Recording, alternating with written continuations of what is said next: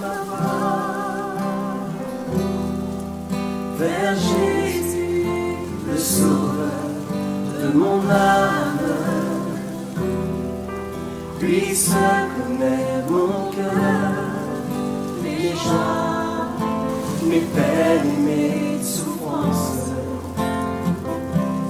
En ces moments, Jésus est là. Je vous salue dans le nom puissant de notre Seigneur et Sauveur Jésus-Christ. Et je bénis le Seigneur pour cette période pascale, qui est une période très importante pour le chrétien. Surtout particulièrement pendant cette période de la passion du Christ. Et je vous propose la parole de Dieu, un texte, Jean chapitre 19, verset 30. Nous allons lire et nous allons finalement nous édifier mutuellement. Quand il eut pris le vinaigre, Jésus dit, « Tout est accompli. » Puis il baissa la tête et rendit l'esprit. Nous allons prier le Seigneur. Dieu notre Père, merci pour l'amour dont tu as fait montre en nous envoyant Jésus-Christ, ton Fils unique et bien-aimé. Tu l'as lâché pour qu'il meure à notre place, afin que nous ayons la vie. Nous te disons merci et te demandons à ce que tu nous parles encore par le Saint-Esprit. Merci de toucher nos cœurs et de nous accorder la foi. Non seulement de comprendre, mais de garder ta parole et de la mettre en pratique. Nous avons ainsi prié au nom de Jésus-Christ, lui qui est notre Seigneur et Sauveur. Amen. Je vais vous parler de la 6e parole de Jésus-Christ avant qu'il ne meure. Tout est accompli. D'abord, j'aimerais m'acquitter de ce devoir de remercier l'équipe dirigeante de Sango Malamu et l'équipe technique. Je vous remercie aussi, vous qui me suivez à travers les ondes. Tout est accompli. Ça, c'est l'avant-dernière parole de notre Seigneur Jésus sur la croix. Cette avant-dernière parole, la 6e donc, vient juste avant la dernière parole où il cria et rendu l'âme en disant « Père, je remets mon esprit entre tes mains. » Et en disant ces paroles, il expira. Ça, nous voyons ça dans Luc chapitre 23, verset 46.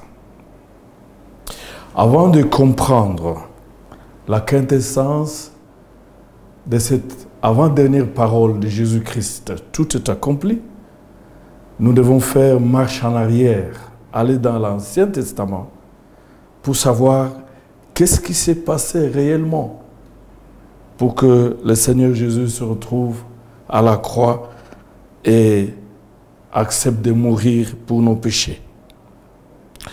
Ce que je voulais dire est que la mort de Jésus sur la croix s'inscrit dans le plan de Dieu et l'histoire de Dieu pour le salut de l'humanité.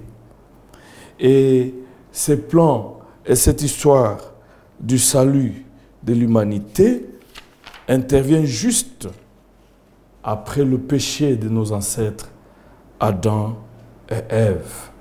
Vous vous rappellerez que dans le jardin d'Éden, quand Adam et Ève vont pécher, finalement, désobéir à l'ordre que Dieu leur a donné de ne pas manger le fruit de l'arbre de la vie et de la connaissance du bien et du mal. Et ils ont cédé aux tentations, n'est-ce pas, du diable. Ils ont mangé l'arbre de la connaissance du bien et du mal. Et ils se sont retrouvés nus et ils avaient peur de Dieu. Et finalement, quand Dieu les a rencontrés un soir dans le jardin, et ils ont dit, nous avons entendu ta voix, nous nous sommes rendus compte que nous sommes nus et nous avons fui. Et c'est là où le Seigneur, finalement, commence la sentence. Mais ce qui est très intéressant est que toujours après cette chute, et bien voilà, au verset 15, Dieu donne une promesse en disant à la femme, ta sémence écrasera la tête du serpent et le serpent te mordra sous les talons. C'est de là, finalement, que parte tout le plan du salut pour l'humanité. Et ce qui est intéressant là-bas, ce qui est intéressant et formidable, est que quand Satan a péché, il a été chassé des péchés même. Mais quand l'homme pêche, Dieu met sur pied le plan pour sauver l'homme. Quand l'homme pêche, Dieu dépêche Dieu, qui est Jésus-Christ, pour que l'homme soit sauvé. Et donc, il y a 4 choses que nous devons comprendre avant de cerner la signification de cette parole que Jésus-Christ a prononcée sur la croix. La première chose, nous devons savoir que l'homme a péché et son péché l'a séparé de Dieu. Ce que nous appelons la mort. Il y a eu la séparation spirituelle qui est intervenue immédiatement, mais ça n'est suivi aussi la séparation physique, donc la mort physique. La deuxième chose que nous devons comprendre est que depuis ce temps-là, l'homme avait besoin du salut. Il avait besoin d'être sauvé. Et la troisième chose que nous devions comprendre est que l'homme ne pouvait pas se sauver lui-même. Il avait besoin d'une intervention extérieure. Et la quatrième chose, Dieu est intervenu effectivement pour sauver l'homme. Et il est intervenu par Jésus-Christ. Par exemple, dans l'Ancien Testament, nous avons les images du salut à travers le sacrifice. Et dans le Nouveau Testament, nous avons les sacrifices uniques de Jésus-Christ. La deuxième chose que nous devons, n'est-ce pas, comprendre, est que l'histoire du salut dans la Bible, l'histoire du salut dans la Bible a comme le point culminant ou le sommet à la croix, à travers la mort de Jésus-Christ sur la croix. Ce plan qui a commencé dans le jardin d'Éden a atteint son sommet sur la croix. Et donc, dans l'Ancien Testament, nous allons voir qu'il y a eu le préparatif, justement, de ces plans du salut. Et dans le Nouveau Testament, il y a l'accomplissement à travers la mort de Jésus-Christ et sa victoire finale sur le péché et sur la mort à travers la résurrection. C'est très important, cette arrière-pensée qui pourrait nous aider à comprendre la parole que Christ a lâchée à la croix en disant « Tout est accompli ». Revenons maintenant sur cette parole. Sur la croix, Christ, finalement, dit avant de mourir « Tout est accompli ». Le mot grec qui a été traduit par tout est accompli signifie tetelestai.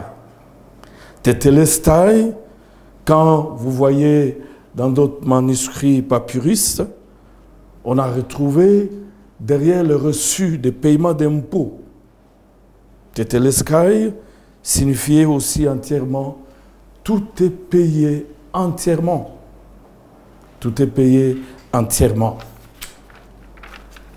Alors, ainsi, le fait que Jésus ait prononcé cette parole est très significatif.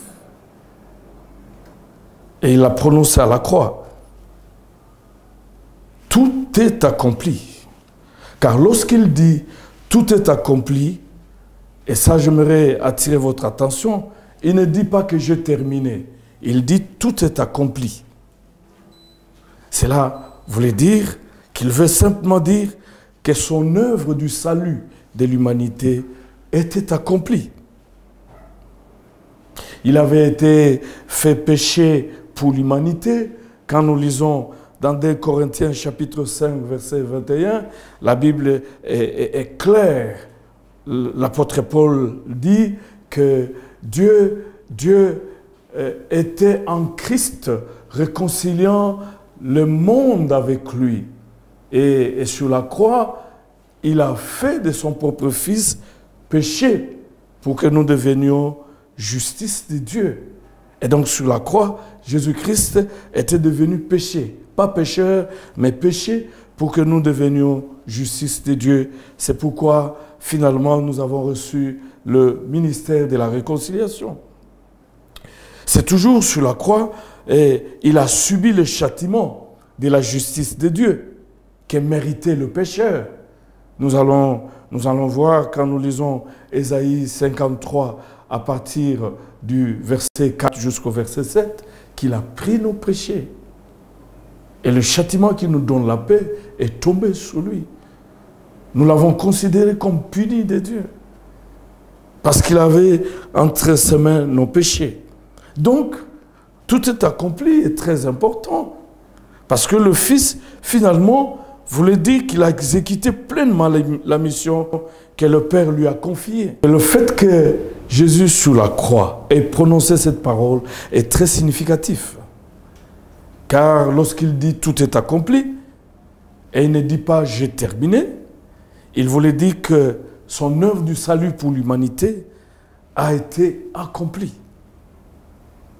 Il voulait dire qu'il avait été fait péché pour l'humanité.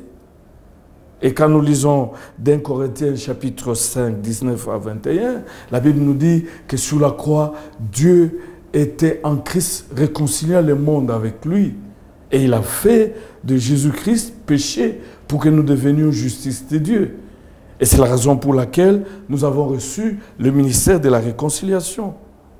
Quand Christ dit que tout est accompli, et c'est clairement établi qu'il avait subi le châtiment de la justice de Dieu que méritait le pécheur, que méritait toi et moi. Et quand nous lisons dans Ésaïe 53, c'est clairement établi à partir du verset 4 qu'il a pris nos péchés dans son corps.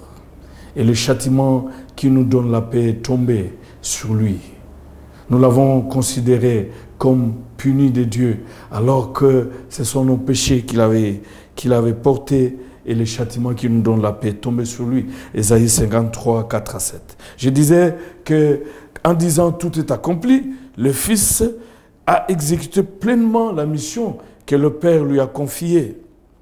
Et la croix est non seulement le sommet de l'histoire du salut de l'humanité, mais aussi la réalisation du plan éternel que le Père et le Fils ont accompli pour sauver les hommes. Alors, je donne là quelques significations de cette parole décisive. Tout est accompli. Premièrement, tout est accompli veut simplement dire que Jésus ratifie l'alliance de la grâce. Ratifie l'alliance de la grâce. La croix du Christ est le sceau de l'alliance entre Dieu et l'homme. Jésus ayant tout accompli pour le salut, le Père promet de recevoir tous ceux qui ont foi en Christ. Et cette alliance est sûre et certaine. Rien ne peut en modifier la durabilité ou la valeur. Dieu ne peut renier la croix. Sa promesse, elle est permanente. Le tout est accompli sert de fondement objectif de l'assurance du salut. Il a tout fait. Le chrétien sait que Dieu a donné sa parole d'honneur quand Jésus-Christ déclare que tout est accompli. Tout est accompli signifie que rien ne peut remettre en question le sort de ceux qui sont en Christ. Il a tout accompli, il a tout fini. Ça, c'est la première signification qui est très très importante. Que cette parole ratifie l'alliance de la grâce. La deuxième signification, tout est accompli, signifie que nos péchés sont réellement enlevés en Christ et qu'ils ne peuvent plus nous accuser, ni nous séparer de l'amour de Dieu, ni nous faire tomber définitivement. Les péchés sont enlevés en Christ. Bien-aimés dans le Seigneur, quand vous lisez dans Jean chapitre 1er, verset 29, quand Jean-Baptiste a vu le Seigneur Jésus, il a dit, voici l'agneau de Dieu qui ôte le péché du monde. Le verbe qui a été traduit par ôter signifie ôter et porter. Et cette prophétie de Jean-Baptiste s'est accomplie à la croix. Non seulement il a enlevé, mais il a porté ces péchés-là. Et donc, quand il dit tout est accompli, il veut dire que nos péchés sont réellement enlevés en Christ. Et quand nous recevons Jésus, nous n'avons plus de condamnation dans nos cœurs. Et quand nous recevons Jésus, nous sommes déclarés justes. Tout est accompli. Toujours dans cette explication, cela veut dire que l'œuvre du Christ n'est pas perfectible. C'est-à-dire que personne ne peut corriger ce que Christ a fait à la croix. À la croix, Jésus a rempli toutes les conditions nécessaires pour assurer le salut des enfants de Dieu et de l'homme. Personne d'autre ne peut ajouter ou corriger ou modifier ou compléter. La troisième signification de tout est accompli annonce la défaite de Satan et la victoire de Jésus sur le mal. Quand Christ prononce cette parole, tout est accompli, c'est la victoire. Mais au même moment, c'est la défaite. Cela veut dire que le monde, depuis ce temps-là, n'est plus le théâtre d'une lutte entre deux puissances égales. Pourquoi? Parce que le prince de ce monde a été jeté dehors. Et quand vous lisez dans Jean chapitre 12, à partir du verset 26, vous voyez cela. Sur la croix, ce prince de ce monde, le diable, a été jeté dehors. Jésus a écrasé par sa mort celui qui détenait le pouvoir de la mort, c'est-à-dire le diable. Et il a délivré tous ceux qui, par crainte de la mort, étaient toute leur vie esclaves de Satan. Il les a libérés. Tout est accompli. C'est le cri de victoire, la proclamation d'un conquérant. Christ est vainqueur. Il a conquis le diable, les principautés et toutes les puissances de ténèbres. L'œuvre de la rédemption que le Père lui a confiée est maintenant accomplie. Les péchés ont été enlevés. Vous pouvez lire ça dans Hébreux chapitre 9 verset 12, ou aussi l'épître aux Hébreux chapitre 10 verset 12 aussi. Les péchés ont été enlevés et Satan est vaincu. Et il est rendu impuissant. C'est formidable, chers amis, quand vous lisez Hébreux chapitre 2, verset 14, que sur la croix, Jésus a écrasé la tête du serpent. Finalement, vous vous rendrez compte que la prophétie de Genèse chapitre 3, verset 15, s'accomplit à la croix. Quand Dieu disait au serpent, tu vas le mordre les talons et la sémence de la femme écrasera ta tête, s'accomplisse à la croix, où il a écrasé la tête du serpent et il a libéré et délivré tous ceux qui étaient retenus comme esclaves à cause de la peur même de la mort. Et Satan est vaincu, est rendu impuissant, j'étais en train de dire. C'est-à-dire que les actes de Satan sont strictement limités et placés sous le pouvoir du Christ. Et il pouvait prononcer cette parole, tout est accompli. Bien-aimés dans le Seigneur, Christ sur la croix nous rassure que Satan est un ennemi vaincu. Il a été vaincu une fois pour toutes. Il n'y aura pas de second tour. Il n'y aura pas de deuxième session. Il n'y aura pas de rattrapage dans ces combats. Sur la croix, quand il a dit tout est accompli, c'est que la victoire a été assurée. Et Satan est un ennemi vaincu. Et j'aimerais ajouter que cette victoire, finalement, n'était pas sa propre victoire. C'est ta victoire, c'est ma victoire. Nous qui croyons en Jésus-Christ, parce que Christ était créateur, Satan était une créature. Je voulais dire que cette parole qu'il a prononcée confirme ta victoire sur le diable et les puissants de ténèbres. La quatrième signification est que quand le Seigneur Jésus sur la croix dit que tout est accompli, cela signifie quoi, bien-aimés dans le Seigneur? Cela signifie chaque exigence de la loi juste de Dieu a été satisfaite. La sainte colère de Dieu contre le péché a été apaisée. Jésus-Christ sur la croix a réussi à satisfaire la soif, le cœur, le besoin de Dieu et tout ce que Dieu exigeait. Et ça, là où ça devient très intéressant, quand nous lisons dans Romains chapitre 11, chapitre 5 plutôt, à partir du verset 11, la Bible dit que quand nous étions sans force, Christ est mort sur la croix à notre place. Nous ne pouvions pas remplir toutes les exigences de la justice, de la loi de la justice de Dieu. Mais Christ a pris le corps.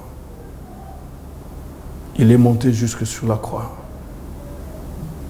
Et il est mort. Et d'ailleurs, Philippiens chapitre 2, à partir du verset 5, dit que existant sous la forme de Dieu, il s'est humilié. Il ne s'est pas fait égal, mais il a pris le corps. Et il a pris le corps. Il a pris les statuts de l'homme. Il est allé jusqu'à prendre les statuts d'un esclave. Et il est resté obéissant et obéissant jusqu'à la mort. Tout est accompli. Christ a satisfait toutes les exigences de la loi juste de Dieu à ta place et à ma place. La sainte colère de Dieu contre le péché a été apaisée. Nous pouvons lire dans Romains chapitre 3, verset 25, Hébreux chapitre 2, verset 17, 1 Jean chapitre 2, verset 2, et puis 1 Jean chapitre 4, verset 10. La dernière signification de cette parole prononcée à la croix, tout est accompli. Tout est accompli signifie que chaque prophétie de l'Ancien Testament a été accomplie. L'accomplissement par Christ de l'œuvre du salut signifie rien ne doit ni ne peut y être ajouté. Tout. Il n'y a rien à ajouter. Et donc, le salut ne résulte pas d'une œuvre de collaboration entre Dieu et les hommes.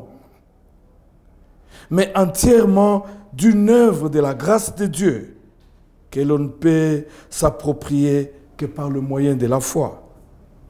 Éphésiens chapitre 2, versets 8 à 9, que nous ne sommes pas sauvés par nos œuvres, mais par la grâce, au moyen de la foi. Voilà, bien-aimés, et dans le Seigneur, la profondeur de cette parole, l'avant-dernière parole que Christ a prononcée à la croix, tout est accompli. Vous vous rendrez compte qu'après avoir prononcé cette parole, et la dernière viendra, je te remets mon esprit, Père. Et ça, c'est très significatif. Quand il a prononcé cette parole, quand il a tout accompli, il n'avait plus rien d'autre chose à faire. Et il est mort. Et je pouvais dire qu'il est mort en paix parce que la mission était accomplie. Sa mission étant accomplie, le revenu pour Christ de donner sa vie.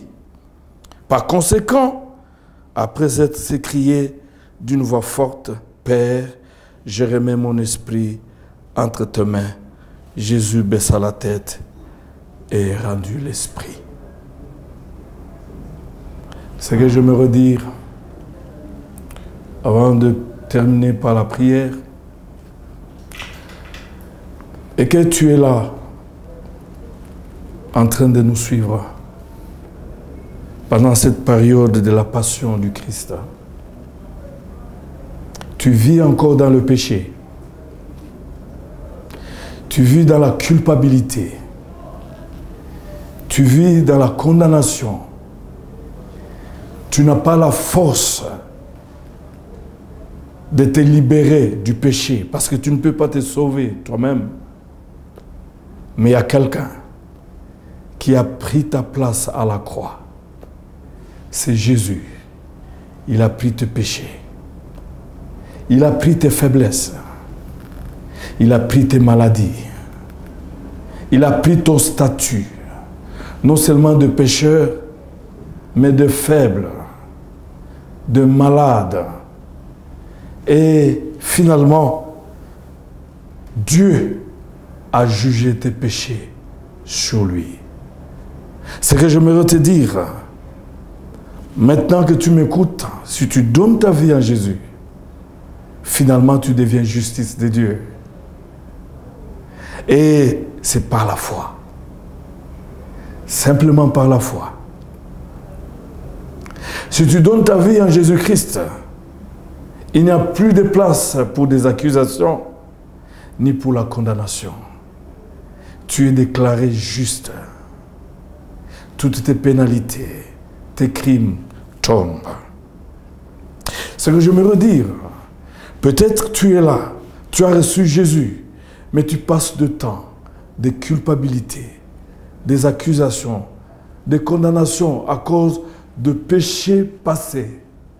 Je voulais te dire, rassure-toi, que l'œuvre de Jésus sur la croix est complète, était complète. Rassure-toi que quand tu as reçu Jésus, il n'y a plus de condamnation dans ton cœur. Tu n'es plus sous la loi de la condamnation, mais tu es sous le régime de la grâce. Et la grâce, tu l'obtiens de tous tes péchés quand tu ouvres ton cœur et tu donnes la direction de ta vie en Jésus-Christ. La troisième chose que je voulais dire pour terminer avant de prier est que la mort de Jésus-Christ sur la croix, c'est la base légale. La base légale par laquelle nous avons la guérison, la base légale, par laquelle nous avons le pardon, la base légale, par laquelle nous avons la délivrance, la base légale, par laquelle nous avons toutes les promesses de Dieu. Nous n'avons rien à payer parce que Christ a tout payé sur la croix, pour toi et pour moi. La seule chose, c'est d'avoir la foi en Jésus et de faire confiance en Dieu. Nous n'avons rien payé pour être guéris. nous n'avons rien payé. Pour être libérés de nos péchés, de chaînes de Satan, de liens, nous n'avons rien payé pour être déclarés justes. Seule la mort de Jésus. La mort de Jésus, c'est la base légale pour nous, pour obtenir toute la bénédiction de Dieu. La mort de Jésus. Parce que là, il dit, tout est accompli. C'est-à-dire que même les opportunités pour être bénis. D'ailleurs, la Bible le déclare dans Galates chapitre 3, verset 13, que sur la croix, il s'est fait malédiction pour nous délivrer de la malédiction. Donc la mort de Jésus nous ouvre la porte à toutes les bénédictions, matérielles, spirituelles, financières, physiques et autres. Et la preuve, l'assurance, il a prononcé cette parole, il a déclaré, tout est accompli. Le travail a été bien fait. Tout a été entièrement bien fait. Nous n'avons pas besoin, parce que nous vivons dans une ville où il y a des enseignements sur les réclamations puériles. Christ a tout payé, même pour les réclamations. Tout payé. Évidemment, il ne l'a pas payé au diable, il l'a payé à son propre Père, qui est notre Père.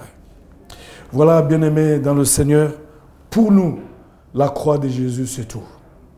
Pour nous, le plan du salut pour l'humanité tout entière s'est accompli à la croix. C'est là le sommet de l'accomplissement du plan de Jésus-Christ. Pour nous, la croix, c'est la source de notre bonheur. Pour nous, la croix, c'est la source de notre réconciliation avec le Père. Notre réconciliation avec le Père a été accomplie à la croix. La croix. À la croix, Christ a conclu l'alliance. L'alliance entre nous et le Père. Et là encore, je voulais parler à ceux qui parlent des alliances. La Bible déclare, la Bible elle est claire, qu'en Jésus, nous avons l'alliance de la grâce. Et quand vous lisez l'épître aux Hébreux, c'est très profond, que quand il y a une nouvelle alliance, toutes les anciennes sont déclarées caduques. Peu importe de quelle famille tu proviens, une famille où il y a eu une multitude des alliances, mais quand tu reçois Jésus, tu entres dans la nouvelle alliance. Elle est supérieure à toutes les alliances de votre famille. La croix de Jésus, source de notre bonheur. Tout a été accompli. La guérison a été accomplie. La délivrance a été accomplie. La bénédiction accomplie. À la croix. Quand il a prononcé, tout est accompli. Finalement, Jésus a tout dit. Nous pouvons baisser nos têtes pour prier. Si vous êtes là, vous n'avez jamais donné votre vie à Jésus, c'est une occasion de donner votre vie à Jésus-Christ. Si vous êtes là, vous vivez dans des culpabilités, des condamnations, alors que vous êtes dans le Seigneur, c'est une occasion d'être rassuré qu'en Jésus, tu n'es plus dans des condamnations. Tu as été déclaré juste, non coupable. Si tu es là, tu es malade, tout a été accompli. C'est-à-dire, même ta guérison a été accomplie à la croix. Quelle que soit la maladie. Parce que Jésus, il guérit toute maladie. Si tu es là, tu es sous la malédiction quelconque. Tout a été accompli. Il s'est fait malédiction pour que toi, tu deviennes bénédiction. Si tu es là ou si tu es pauvre, il s'est fait pauvre à la croix pour nous enrichir. Et cette richesse n'est pas seulement spirituelle. Parce que l'œuvre de la croix touche tous les aspects de l'être humain. Prions le Seigneur. Seigneur, je te rends grâce. Je te bénis. Je te félicite pour l'œuvre que tu as exécutée à la croix. À la croix, tu as vaincu le diable Et tu nous as donné cette victoire. Nous sommes vainqueurs. Nous sommes vainqueurs du péché. Nous sommes vainqueurs des puissants de ténèbres et même du monde des ténèbres. À la croix, tu nous as donné le pardon. Notre pardon a été assuré à la croix. Le Père peut nous recevoir encore aujourd'hui et nous pardonner de tous nos péchés. À la croix, Seigneur, notre guérison a été assurée. C'est la raison pour laquelle, Seigneur, je prie pour celui qui donne sa vie en toi maintenant. Je prie pour son pardon. C'est assuré. Et que par la puissance du Saint-Esprit, cela s'accomplisse dans sa vie et dans son cœur. Et qu'il sente une paix parce qu'il est en paix avec toi. Il n'est plus ton ennemi. Je voulais prier pour celui qui est malade, qui souffre de n'importe quelle maladie. Ta parole nous dit clairement que le châtiment qui nous donne la paix est tombé sur toi. Et par tes meurtrissures, nous avons été guéris. Tu as été blessé à la croix pour que nous soyons guéris. Et laisse que par la puissance du Saint-Esprit, celui qui est malade, qui m'écoute maintenant, qu'il reçoive la guérison dans le nom puissant de Jésus-Christ. J'ai soif de ta présence, divin chef de ma foi. Dans ma faiblesse immense, que ferais-je sans toi? Chaque jour, à chaque heure, j'ai besoin de toi. Viens Jésus et demeure auprès de moi. Pendant les jours d'orage, d'obscurité, d'effroi, quand faiblit mon courage, que ferais-je sans toi? Chaque jour, à chaque heure, j'ai besoin de toi. Viens Jésus et demeure auprès de moi. Oh Jésus, ta présence, c'est la vie et la paix. La paix dans la souffrance et la vie à jamais. Chaque jour, à chaque heure, j'ai besoin de toi. Viens Jésus et demeure auprès de moi.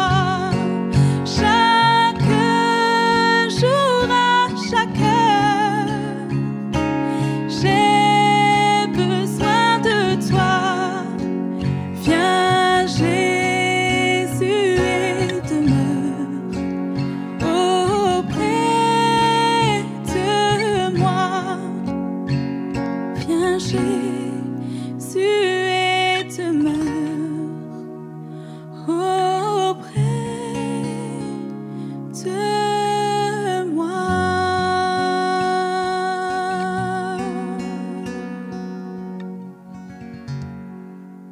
Chaque jour, à chaque heure, j'ai besoin de toi. Viens